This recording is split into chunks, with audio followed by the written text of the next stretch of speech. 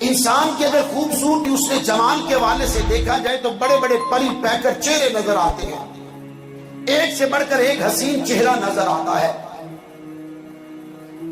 عیسیٰ بن موسیٰ ہاشمی خلیفہ منصور کے زمانے میں ایک شخص جس نے اپنی بیوی کو کہہ دیا کہ تجھے 3 طلاقیں ہیں، ان لم تکونی احسن من القمر، اگر تو چاند سے بڑھ کے حسین نہیں ہے تو تجھے 3 طلاقیں ہیں۔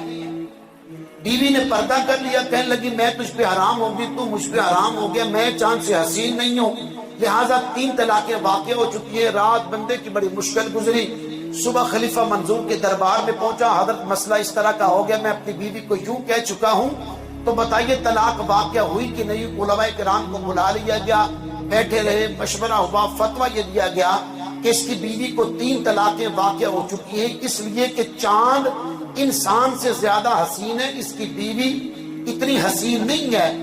وہاں پر میرے اور آپ کے امام اعظم ابو حنیفہ رضی اللہ تعالی عنہ کے ایک شاگرد آپ بھی سر جھکائے نیچے بیٹھے تھے۔ خلیفہ نے پوچھا جناب والا آپ کا کیا خیال ہے؟ آپ فرماتے ہیں کہ میرے نزدیک اس کی طلاق واقع نہیں ہوئی، میرے نزدیک اس کی طلاق واقع نہیں ہوئی۔ پوچھا جناب کیسے؟